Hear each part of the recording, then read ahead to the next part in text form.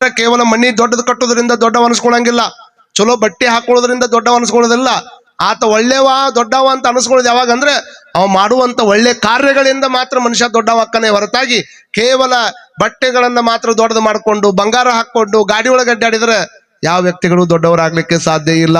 ಹಾಗಾಗಿ ಒಳ್ಳೆಯ ಕಾರ್ಯಗಳನ್ನ ಮಾಡೋದ್ರ ಮುಖಾಂತರವಾಗಿ ಮನುಷ್ಯ ತನ್ನ ದೊಡ್ಡಸ್ತಿಕೆಯನ್ನ ನಾವು ದೊಡ್ಡದಾಗಿ ಮಾಡ್ಕೊಂತ ಹೋಗ್ಬೇಕಾಗ್ತದೆ. 12ನೇ ಶತಮಾನದೊಳಗೆ ಮದುವೆ ಆಗಿ ಬಂದಂತ ಸಂದರ್ಭದೊಳಗೆ ನೋಡ್ರಿ, ಕಲ್ಯಾಣಕ್ಕ ಬಸವಣ್ಣನವ್ರ ಅಪ್ಪ ಬಸವಣ್ಣನವರು ಗಂಗಾಂಬಿಕೆಯನ್ನು ಕರ್ಕೊಂಡು ಅಕ್ಕ ನಾಗನಾಂಬಿಕೆಯನ್ನು ಕರ್ಕೊಂಡು ಕಲ್ಯಾಣದ ಮಂಗಳವಾಡಿಗೆ ಬರ್ತಾರೆ. ನಿನ್ನೆಲ್ಲ ಕೇಳಿರಲ್ಲ. ಮಂಗಳವಾಡಿಗೆ ಬಂದಂತ ಟೈಮ್ದೊಳಗೆ ಏನಾಗ್ತದೆ, ಮೊದಲ ಕರ್ಣಿಕ ವೃತ್ತಿಯನ್ನ ಅವ್ರು ಬಹಳ ಚಂದ ನಿಭಾಯಿಸಿದ್ರು. ಮುಂದೊಂದು ಪತ್ರ ಬಂದು ಬಿತ್ತು. ಪತ್ರ ಓದಾಕ್ ಬರ್ಲಾರ್ದಂತ ಟೈಮ್ದೊಳಗೆ ಬಸವಣ್ಣವ್ರು ಓದಿದ್ರು, ನಿನ್ನ ಸಿಂಹಾಸನದ ಬುಡಕ್ಕೆ 87 ಕೋಟಿ ಹೊನ್ನದ ಅಂತ ತಿಳ್ಕೊಂಡು ಹೇಳಿದ್ರು.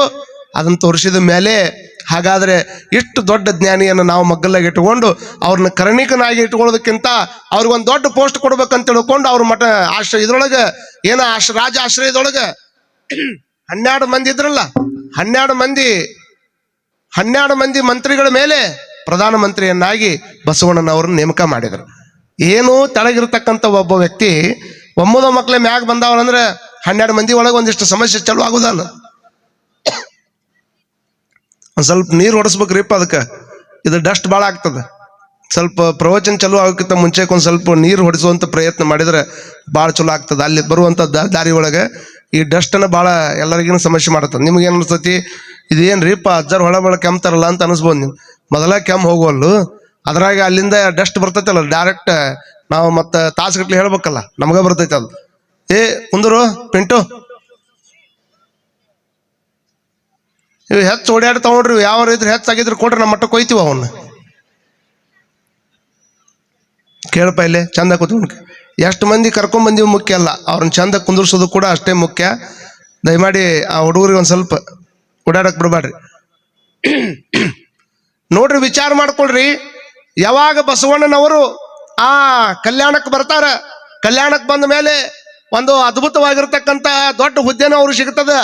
ಯಾವುದನ್ನು ಅವ್ರು ಬಯಸಿಲ್ಲ, ಆದ್ರೆ ಬಯಸದೇ ಇರತಕ್ಕಂಥ ಭಾಗ್ಯ ಅವ್ರ ಕಣ್ಣು ಮುಂದೆ ಬಂದಾಗ ಅವ್ರಂತಾರ, ಇತೀ ದೊಡ್ಡ ಪ್ರಮಾಣದೊಳಗೆ ನಿಧಿ ಸಿಕ್ಕ ಮೇಲೆ ನನ್ನ ಒಂದಿಷ್ಟು ಏನಾದ್ರೂ ಬೇಕನ್ನು ಬಸವಣ್ಣ ಅಂತ ಕೇಳಿದ್ರೆ ಬಸವಣ್ಣವ್ರು ಅಂತಾರ, ಒಂದು ಎಳಿ ಸಹಿತ ನನಗೆ ಬೇಡ, ಒಂದು ವರಿ ಬಂಗಾರ ಸಹಿತ ನನಗೆ ಬೇಡ, ಒಂದು ಅಗಳ ಅನ್ನ ಸಹಿತ ನನಗೆ ಬೇಡ. ನಾನು ಇವತ್ತು ಅಷ್ಟ ಅಲ್ಲ, ಈ ಇದ್ರೊಳಗಿರುವಂತ ಟೈಮ್ದೊಳಗೆ, ರಾಜರ ಆತಿಥ್ಯದೊಳಗಿರುವಂತ ಟೈಮ್ದೊಳಗೆ ಒಂದು ಎಳಿ ಸೀರೆಗಾಗ್ಲಿ, ಒಂದು ಅಗಳು ಅನ್ನಕ್ಕಾಗ್ಲಿ, ಒಂದು ವರಿ ಬಂಗಾರಕ್ಕಾಗ್ಲಿ ಇಂದಿಗೆ ನಾಳೆಗೆ ಬೇಕಂತ ತಿಳ್ಕೊಂಡು ಕೂಡಿಡುವಂತ ಪ್ರಯತ್ನ ಅಂತೂ ಮೊದಲ ಮಾಡೋದಿಲ್ಲ. ಹಂಗೇನಾದ್ರೂ ಮಾಡಿದ್ರೆ ನನ್ನ ಕತ್ತನ್ನು ಕೊಯ್ದು ಅವತ್ನ ಎದ್ದು ಹೋಗ್ಬಿಡು ಕೂಡಲ ಸಂಗಮ ದೇವ ಅಂತೇಳಿ ಆ ಸಂಗಮನಾಥ, ಯಾವ ದೇವರು ಸಂಗಮನಾಥನ ಪ್ರೀತಿ ಮಾಡ್ತಿದ್ರಲ್ಲ ಅವ್ರ ಮೇಲೆ ಪ್ರಮಾಣ ಮಾಡಿ ರಾಜ್ಯಭಾರ ಮಾಡ್ತಾರ. ನಾನು ಆರಂಭ ಮಾಡುವೆನಯ್ಯ ಗುರುಪೂಜೆವೆಂದು, ನಾನು ವ್ಯವಹಾರವ ಮಾಡುವೆನಯ್ಯ ಜಂಗಮ ದಾಸೋಹಕ್ಕೆಂದು. ನೋಡ್ರಿ, ನಾನು ಆರಂಭ ಮಾಡ್ತೀನಿ ಯಾರಿಗೆ ಅಂತಂದ್ರೆ ನನ್ನ ಒಳ್ಳೆಯ ಕೆಲಸ ಕಾರ್ಯಗಳನ್ನ ಆರಂಭ ಮಾಡೋದು ಯಾರ ಸಲುವಾಗಿ ಅಂದ್ರೆ ಗುರುಪೂಜೆಗೆಂದು, ಜಂಗಮ ದಾಸೋಹಕ್ಕೆಂದು, ಲಿಂಗಾರ್ಚನೆಗೆಂದು. ಹಿಂಗ ನನ್ನ ಜೀವನವನ್ನ ಆರಂಭ ಮಾಡ್ತೀನಿ ಅಂತ ತಿಳ್ಕೊಂಡು ಭಕ್ತಿ ಭಂಡಾರಿ ಬಸವಣ್ಣನವರು ಒಂದು ಮನೆಯನ್ನ ಕಟ್ಟಿದ್ರಲ್ಲ, ಆ ಮನೆ ಕೊಟ್ಟಿದ್ರಲ್ಲ, ಅದಕ್ಕೆ ಮನೆಗೆ ಮನಿ ಅಂತ ಹೆಸರು ಇಡ್ಲಿಲ್ಲ ಅವರು, ಅದಕ್ಕೆ ಮಹಾಮನಿ ಅಂತ ಹೆಸರಿಟ್ರು. ಏನಂತ ಇಟ್ರು? ಮಹಾಮನಿ. ನಿಮ್ಮೂ ಎಲ್ಲ ಅದಾವಲ್ಲ, ಇವಕ್ ಮನಿ ಅಂತಾರ. ಆದ್ರೆ ಅಪ್ಪ ಬಸವಣ್ಣನವ್ರ ಮನಿಗೆ ಏನಂತ ಹೆಸರಿಟ್ರು? ಮಹಾಮನಿ ಅಂತ ಹೆಸರಿಟ್ರು. ಯಾವ್ದಕ್ಕೆ ಮಹಾಮನಿ ಅಂತಾರ? ಎಲ್ಲವಕ್ಕೂ ಮತ್ತೆ ನಿಮಗೂ ಮಹಾಮನಿ ಅನ್ಬೇಕಾಗಿತ್ತಲ್ಲ. ನಿಮಗೂ 4-5 ಬೆಡ್ರೂಮ್ ಅದಾವು, ಎಲ್ಲಿ ಬೇಕಾದಲ್ಲಿ ಚಲೋ ಎಲ್ಲ ಅಟ್ಯಾಚ್ ಅದಾವು, ಎಲ್ಲಾರ ಮನಿನೂ ಅಟ್ಯಾಚ್ ಅದಾವ. ಈಗ ಬೆಡ್ರೂಮು ಬಾತ್ರೂಮ್ ಅಟ್ಯಾಚ್ ಅದಾವ, ಅಡಿಗೆ ಮನಿ ಮತ್ತು ಅದ್ರ ಮಗ್ಗಲ್ ಡೈನಿಂಗ್ ಹಾಲ್ ಅಟ್ಯಾಚ್ ಅದಾವ, ಎಲ್ಲವೂ ಅಟ್ಯಾಚ್ ಇರ್ತಾವ. ಆದ್ರೆ ಒಳಗಿದ್ದ ಮನಸ್ಸು ಮಾತ್ರ ಡಿಟ್ಯಾಚ್ ಆಗಿ ಹೋಗಿರ್ತಾವ. ಅಟ್ಟ ಸಂಬಂಧನೇ ಇರಂಗಿಲ್ಲ. ಗಂಡು ಒಂದು ಟೈಮ್ ಬರ್ತಾನೆ, ಹೆಣ್ತು ಒಂದು ಟೈಮ್ ಬರ್ತಾನೆ, ಮಕ್ಕಳಂತೂ ಯಾವಾಗ ಬರ್ತಾವ ಯಾವ ಹೋಗ್ತಾವ ಹೇಳಕ್ ಆಗೋದಿಲ್ಲ, ಎಲ್ಲವೂ ಡಿಟ್ಯಾಚ್ ಆಗಿ ಹೋಗಿರ್ತಾವ. ಮನಿ ಕಂಪೌಂಡ್ ದೊಡ್ಡವಾಗ್ಯಾವ, ಮನ್ಯಾಗಿದ್ದ ಟಿವಿ ದೊಡ್ಡವಾಗ್ಯಾವ, ಮನ್ಯಾಗಿದ್ದು ವಾಸ ಮಾಡೋರು ಮನಸ್ಸು ಭಾಳ ಸಣ್ಣ ಹಾಕೊಂತ ಬರಾಕತ್ತಾವ.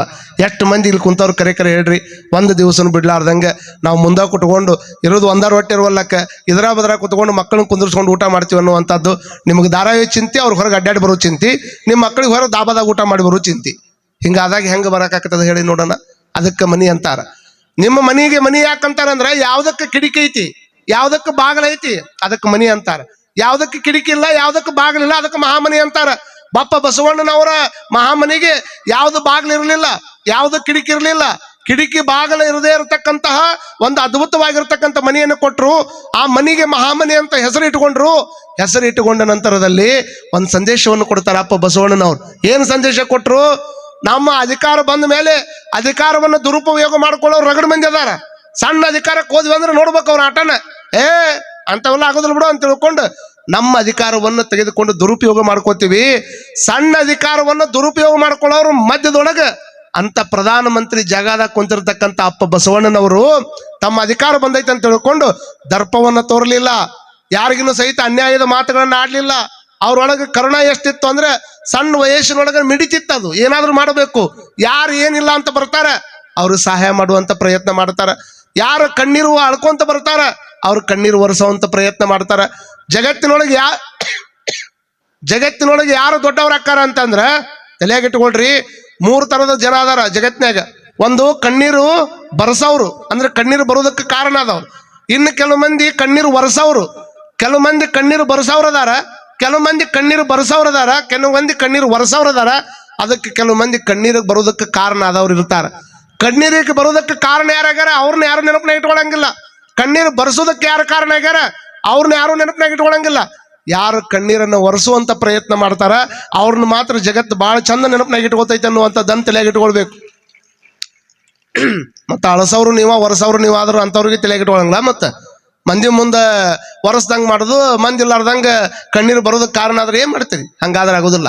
ಇಂಥ ಅನೇಕವಾದಂತ ಪರೋಪಕಾರ ಕೆಲಸಗಳನ್ನು ಮಾಡುವುದನ್ನ ಕಂಡು ಪ್ರಧಾನಮಂತ್ರಿ ಹುದ್ದೆಯೊಳಗೆ ಇದ್ದುಕೊಂಡು ಯಾರು ಏನಾದ್ರೂ ಬಂದು ಕೇಳಿದ್ರಂದ್ರೆ ಇಲ್ಲ ಅನ್ಲಾರ್ದಂಗ ಸ್ವತಃ ಮನಿಯೊಳಗ ಇದ್ದದ್ದನ್ನೆಲ್ಲ ತಗೊಂಡು ಹೋಗಿ ಅವ್ರಿಗೆ ಕೊಡುವಂತ ಪ್ರಯತ್ನ ಬಸವಣ್ಣನವ್ರು ಮಾಡ್ತಾರ. ಮುಂದೆ ಸ್ವಲ್ಪ ದಿವಸದೊಳಗೆ ಏನಾಗ್ತದ ಅಂತಂದ್ರೆ ಸಿದ್ಧರಸ ಅಂತ ತಿಳ್ಕೊಂಡು ಒಬ್ಬರು ದೊಡ್ಡ ಮಂತ್ರಿಗಳಿರ್ತಾರೆ. ಅವ್ರು ಬಲದೇವರ ಅರಸಂತ್ರ ಏನದಾರಲ್ಲ, ಬಲದೇವ ಅರಸರ ತಮ್ಮನಾಗಿರ್ತಕ್ಕಂಥವನು ಸಿದ್ಧರಸಗನು ಒಬ್ಬ ಮಗಳಿರ್ತಾಳ, ಸಿದ್ಧರಸಗನು ಒಂದು ಮಗಳಿರ್ತಾಳ. ಆದ್ರೆ ರಾಜ ಸಣ್ಣವ ಇರ್ಬೇಕಾದ್ರೆ ರಾಜನ ತಂದಿ ತೀರ್ಕೊಂಡು ಹೋಗ್ಬಿಟ್ಟಿರ್ತಾನೆ. ರಾಜನ ತಂದಿ ತೀರ್ಕೊಂಡು ಹೋದಂತ ಟೈಮ್ದೊಳಗ ಆ ಮಗನ ಜೋಪಾನ ಯಾರು ಮಾಡಿರ್ತಾರ ಅಂದ್ರೆ ಸಿದ್ಧರಸ ಮಾಡಿರ್ತಾನೆ. ಸಿದ್ಧರಸ ಅವನ ಹೆಸರು ಏನು? ಸಿದ್ಧರಸ ಏನ್ ಜೋಪಾನ ಮಾಡ್ತಿರ್ತಾನ. ಜೋಪಾನ ಮಾಡೋ ಟೈಮ್ದಾಗ ಅವ್ರಿಗೂ ಒಂದು ಮಗಳು ಇರ್ತದ ಸಿದ್ಧರಸರಿಗೆ. ಯಾಕಿನ ಹೆಸರು ಏನು? ನೀಲಾಂಬಿಕೆ. ಏನಮ್ಮ? ನೀಲಾಂಬಿಕೆ. ನೋಡ್ರಿ, ರಾಜನ್ನು ಜೋಪಾನ ಮಾಡ್ತಿರ್ತಾನ, ತನ್ನ ಮಗಳನ್ನು ಜೋಪಾನ ಮಾಡ್ತಿರ್ತಾನ. ಇಬ್ಬರನ್ನು ಜೋಪಾನ ಮಾಡುವಂತ ಟೈಮ್ದಾಗ ಅವ್ರು ಹೆಂಗ್ ಬೆಳಿತಾರ ಅಂದ್ರೆ ಅಣ್ಣ ತಂಗಿಯಾಗಿನೇ ಬೆಳೆದು ಬಿಡ್ತಾರ. ಅಣ್ಣ ತಂಗಿಯಾಗಿ ಬೆಳೆಯುವಂತಹ ಒಂದು ದೊಡ್ಡ ಪ್ರಯತ್ನ ಏನ್ ಮಾಡ್ತಾರಲ್ಲ, ವಿಚಾರ ಮಾಡ್ಕೊಳ್ರಿ. ಅಣ್ಣ ತಂಗಿಯಾಗಿ ನಕ್ಕೊಂತ ಬೆಳೆದು ದೊಡ್ಡವರಾದ್ಮೇಲೆ ಅವ ರಾಜ ಅಕ್ಕನ ತಂಗಿ ತಾನ ಸ್ಥಾನದಾಗ ಇರ್ತಾಳ. ಮುಂದೆ ಬಸವಣ್ಣನವ್ರು ಬಂದ ಮೇಲೆ ಅವಾಗ ಒಂದು ಏನ್ ಬರ್ತದ ಮನಸ್ಸಿನಾಗ ಅಂತಂದ್ರೆ, ಯಾಕೆ ನನ್ನ ತಂಗಿಯಾಗಿರತಕ್ಕಂಥ ನೀಲಾಂಬಿಕೆನ ಸಹಿತ ಬಸವಣ್ಣ ಕೊಟ್ಟು ಮದುವೆ ಮಾಡಬಾರ್ದಂತ ಬರ್ತೈತಿ ನೋಡ್ರಿ ತಲೆಯಾಗ. ಅವಾಗಿನೆಲ್ಲ ಬಹುಪತಿತ್ವ ಇತ್ತು. ಅವಾಗೆಲ್ಲ ಮಹಾರಾಜರು 3-4 ಮದುವೆ ಆಗುವಂತ ಕಾಲ ಇತ್ತು. ಅವಾಗ ಹಿಂಗ್ ಕಾನೂನು ಇರ್ಲಿಲ್ಲಲ್ಲ. ಒಬ್ರು 3-4 ಮಂದಿ ಮದುವೆ ಆಗೋದು, 5 ಮಂದಿ ಮದುವೆ ಆಗೋದು ಇತಿಹಾಸದಾಗ ನೋಡ್ತೀವಲ್ಲ. ಹಾಗಾಗಿ ಬಹುಪತಿತ್ವ ಇತ್ತು ಅವತ್ತಿನ ಕಾಲಕ್ಕೆ. ಬಹುಪತ್ನಿತ್ವ ಇತ್ತು ಅನ್ನುವಂಥ ಕಾರಣಕ್ಕೆ ಅವರು ವಿಚಾರ ಮಾಡ್ತಾರ. ಏನು ವಿಚಾರ ಮಾಡಿದಾರ ಅಂದ್ರೆ, ಯಾಕೆ ನಾನು ನೀಲಾಂಬಿಕೆಯನ್ನು ಕೊಟ್ಟು ಮದುವೆ ಮಾಡಬಾರ್ದು ಅಂದಾಗ ಕರೆದು ಕೇಳಿದ್ರ ಮೇಲೆ ಬಸವಣ್ಣವ್ರಂತಾರ, ಯಾವುದು ನಾನು ಬೇಡ ಅಂತ ತಿಳ್ಕೊಂಡು ನಾ ಹೇಳಿದ್ದೆ ಅದನ್ನ ನನ್ನ ಗುರುಗಳು ಪಾಲನೆಗಾಗಿ ನಾ ಮಾಡ್ಕೊಂಡು ಬಂದೀನಿ. ಮತ್ತು ಹೊಳ್ಳಿ ನೀವು ಈ ನೀಲಾಂಬಿಕೆನ ಮದುವೆ ಆಗುವಂತಂದ್ರೆ ನನ್ನ ಮನಸ್ಸು ಒಪ್ಪೋದಿಲ್ಲ ಅಂತ ತಿಳ್ಕೊಂಡು ಬಹಳಷ್ಟು ಹಠ ಹಿಡಿದ್ರು ಸಹಿತ ಸಂಗಮನಾಥನ ಆಣಿ ಹಾಕಿಸಿ ಅದನ್ನು ಒಪ್ಪಿಸಿ ಆತನಿಗೆ ಮದುವೆ ಮಾಡುವಂತ ಪ್ರಯತ್ನವನ್ನು ಮಾಡ್ತಾರ ನೀಲಾಂಬಿಕೆ ತಾಯಿಯನ್ನ. ನೀಲಾಂಬಿಕೆ ತಾಯಿ ಅಂದ್ರೆ ಸಿದ್ಧರಸನ ಮಗಳು, ಅದು ಸಾಕು ತಂಗಿಯಾಗಿರ್ತಕ್ಕಂಥವಳು. ಅಂತಕಿನ ಕೊಟ್ಟು ನೀಲಾಂಬಿಕೆಯನ್ನ ಮದುವೆ ಮಾಡಿದ ಒಂದನೇದ್ದು ಗಂಗಾಂಬಿಕೆ, ಎರಡನೇಗಿರುವಂತ ತಾಯಿ ಯಾರು? ನೀಲಾಂಬಿಕೆ. ಇಷ್ಟೆಲ್ಲ ಇಟ್ಕೊಳ್ರಿ. ಅವರು ಮನಿಯೊಳಗೆ ಮಹಾಮನಿಯೊಳಗೆ ಯಾರ ಬರ್ಲಿ ಗಂಗಾಂಬಿಕೆ ಮತ್ತು ನೀಲಾಂಬಿಕೆ ಎಷ್ಟು ಅದ್ಭುತವಾಗಿರ್ತಕ್ಕಂಥ ಜೀವನ ಮಾಡ್ತಿದ್ರು ಅಂತಂದ್ರೆ, ಅವರು ಒಂದ ದೇಹದ 2 ನಾಣ್ಯಗಳಿದ್ದಂಗಿದ್ರು. ಅವ್ರು ದೇಹ 2 ಇದ್ರು ಸಹಿತ ಆತ್ಮ ಒಂದ ಅನ್ನುವಂಥ ರೀತಿ ಒಳಗೆ ಬಸವಣ್ಣನವರ ವಿಚಾರಧಾರೆಗೆ ಒಂದಿಷ್ಟು ಚ್ಯುತಿ ಬರ್ಲಾರ್ದಂಗೆ ನಡ್ಕೊಂಡು ಸದು ವಿನಯದ ತುಂಬಿದ ಕೊಡ ತಂದಳು ನೀಲಾಂಬಿಕೆ, ಸಹಕಾರದ ಅಂಗಣದಲ್ಲಿ ಚಲೆ ಹೊಡೆದಳು ಚಂದ್ರಿಕೆ. ಏನು ಎಷ್ಟು ಅದ್ಭುತ ಹೇಳ್ತಾರ ನೋಡ್ರಿ. ಸದುವಿನಯದ ತುಂಬಿದ ಕೊಡ, ಸದುವಿನಯ, ಎಷ್ಟು ವಿನಯವಂತಿಕೆ. ಅದನ್ನು ನೋಡೋದಕ್ಕೆ ಬಣ್ಣಿಸೋದಕ್ಕೆ ಬಹಳ ಅಪರೂಪ ಅಂತ ಹೆಣ್ಮಕ್ಳು ಸಿಗುದಂತ ತಿಳ್ಕೊಂಡು ಚಣವೀರ ಕಣಿವೆ ಅವ್ರು ಹೇಳ್ತಾರೆ, ಸದುವಿನಯದ ತುಂಬಿದ ಕೊಡ ತಂದಳು ನೀಲಾಂಬಿಕೆ, ಸಹಕಾರದ ಅಂಗಳದಲ್ಲಿ ಚಳೆ ಹೊಡೆದಳು ಚಂದ್ರಿಕೆ.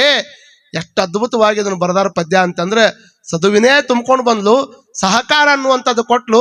ಒಂದು ದಿವಸನ ಗಂಡನ ಹೊಳ್ಳಿ ಮಾತಾಡ್ಲಿಲ್ಲ.